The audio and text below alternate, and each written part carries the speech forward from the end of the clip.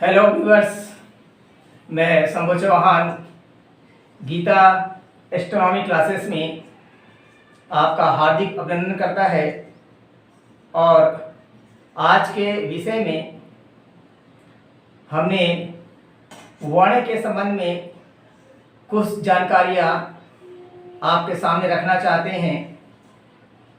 वैसे देखा जाए तो वर्ण की आवश्यकता तब पड़ती है जब कोई कन्या के लिए वर का तलाश किया जा रहा हो या फिर वर के लिए कोई कन्या का तलाश किया गया हो, और तलाश में अगर दोनों के बारे में अगर जानकारियाँ इकट्ठी की जाती हैं और सबसे पहले 8 गुणों को मिलान किया जाता है और उस 8 गुणों में सबसे पहला गुण जो होता है वर्ण के बारे में जानकारी ली जाती है।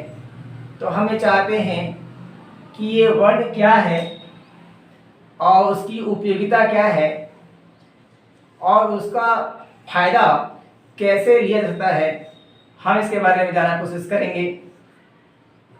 यहाँ पर वर्ण में वैसे 5 तत्व हैं, जिसमें आकाश, जल, अग्नि, पृथ्वी और वायु है।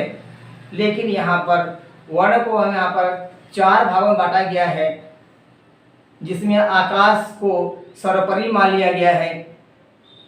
इसीलिए हम आकाश को शामिल नहीं किया गया है, परंतु यहाँ पर हमने 4 तत्वों को शामिल किया है, जिसमें आपका पहला तत्व है जल, जो कि ब्राह्मण वर्ण को का प्रतीक है। दूसरा अग्नि है, जो कि क्षत्रिय वर्ण का प्रतीक है।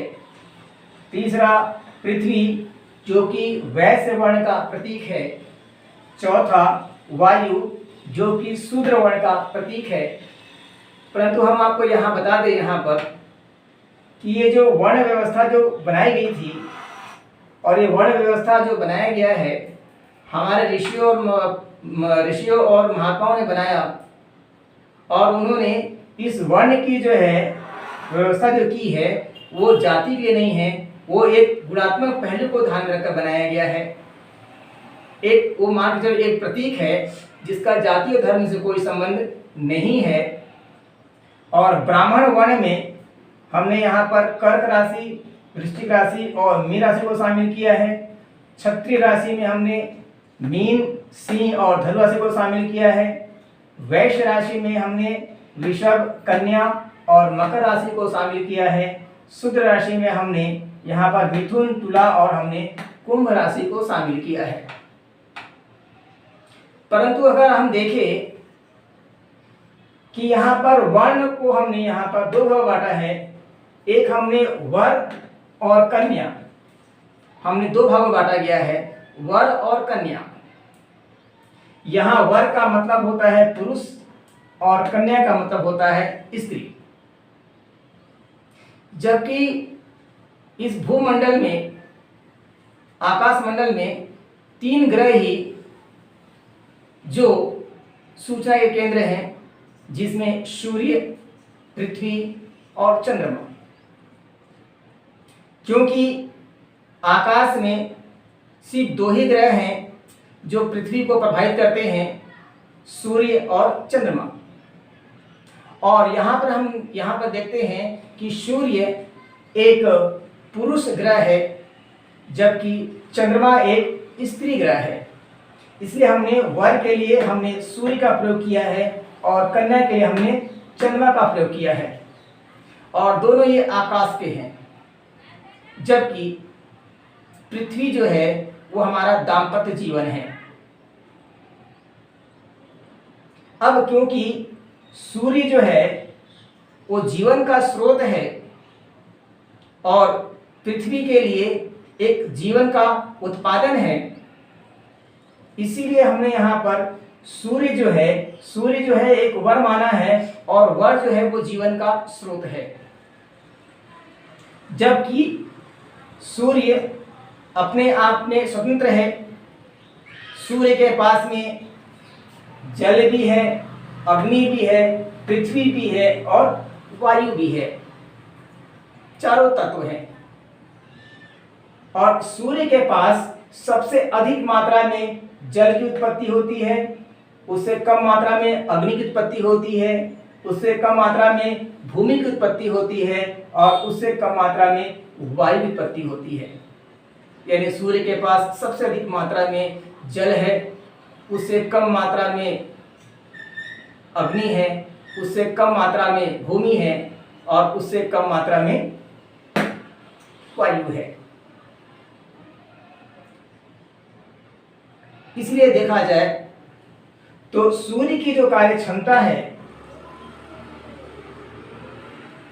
जल से बढ़ जाती है, अग्नि से थोड़ी कम होती है, भूमि से थोड़ी कम हो जाती है और वायु से कम हो जाती है।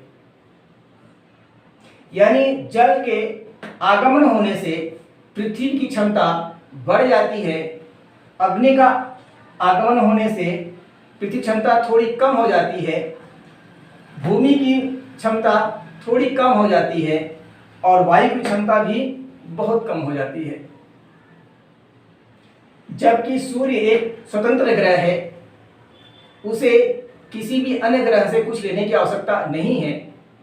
परंतु अगर देखा जाए तो चंद्रमा एक आश्रित ग्रह है, उसके पास अपना कोई तत्व नहीं है, परंतु वह सूर्य पर आश्रित है।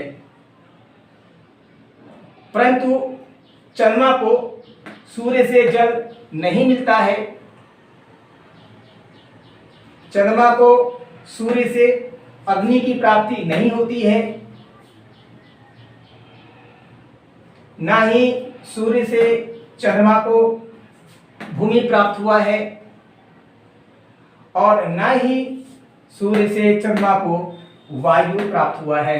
इसका मतलब होता है कि जो है चंद्रमा जो है वो सूर्य पर आश्रित है। अगर सूर्य से अगर उसको कोई ऊर्जा मिलती है तो वह ऊर्जा जो है चंद्रमा पहुंचती है और चंद्रमा के पास की जो ऊर्जा है वो पृथ्वी पर पहुंच जाती है। तो अगर हम ऐसा देखा जाए तो सूर्य की जो कार्य क्षमता है वो हमेशा जल से नीचे उतरती है और वायु की तरफ जाती है, जबकि चंद्रमा की जो कार्य क्षमता होती है वो नीचे से ऊपर की ओर बढ़ती है। तो देखा जाए जो कार्य क्षमता है, अगर वर्ग की जो कार्य क्षमता है या सूर्य की जो कार्य क्षमता है वो हमेशा जल से वायु की ओर तरफ जाती है, जबकि कन्या की जो कार्य क्षमता है यानी चंद्रमा की जो कार्य क्षमता है वो हमेशा वायु से जल की ओर जाती है।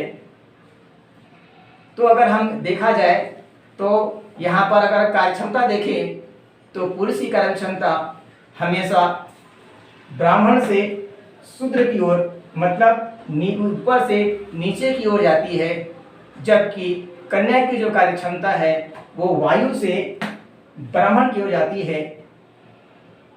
अगर एक अधोगामी है और एक ऊर्ध्वगामी है तभी यहाँ पर सृष्टि की रचना होती है।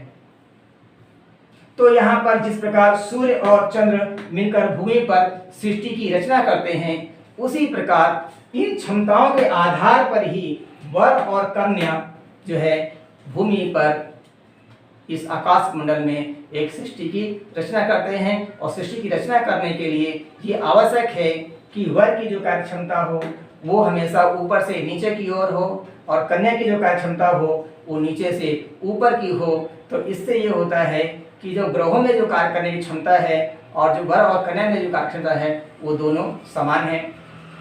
अतः हम ये चाहते हैं कि आप इसको समझें और वर्ण को समझें और अपने आप को समझें और इसका लाभ उठाएं और जनमानस में इसको पहुंचाएं। लाइक करें, शेयर करें, बेल घंटी बजा दें, सब्सक्राइब करें। धन्यवाद।